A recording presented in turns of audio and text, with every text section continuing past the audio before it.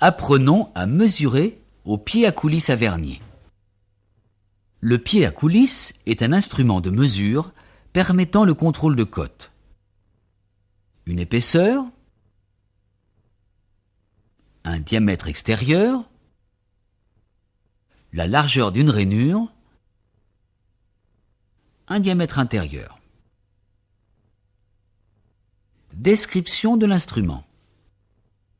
Le pied à coulisse est composé d'une règle graduée en millimètres et d'un bec fixe, d'un coulisseau gradué et d'un bec mobile, d'un bouton poussoir, d'une vis de blocage.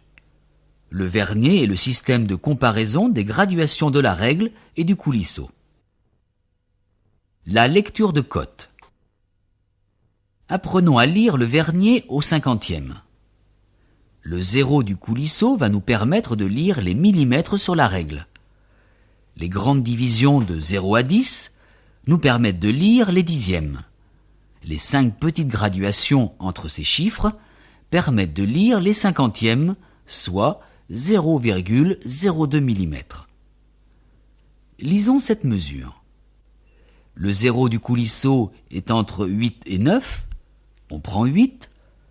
Nous cherchons sur le coulisseau un trait se trouvant en coïncidence avec un trait quelconque de la règle. Ici 4. La mesure est donc de 8 mm et 4 dixièmes. Prenons un autre exemple. Occupons-nous des millimètres. Le zéro du coulisseau est entre 16 et 17. On prend 16. Recherchons sur le coulisseau un trait se trouvant en coïncidence avec un trait de la règle. Mettons celui-ci. Il est entre 1 et 2. On prend 1 dixième. C'est la troisième graduation après le chiffre 1, ce qui donne 3 fois une division de 2 centièmes, 6 centièmes. La lecture sera donc de 16 mm 1 dixième et 6 centièmes, soit encore 16 mm 16. Autre exemple encore. Regardez.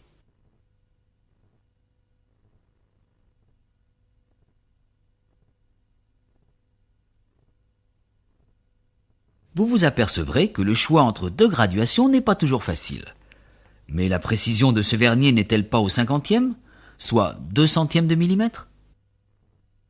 Tenue du pied à coulisse.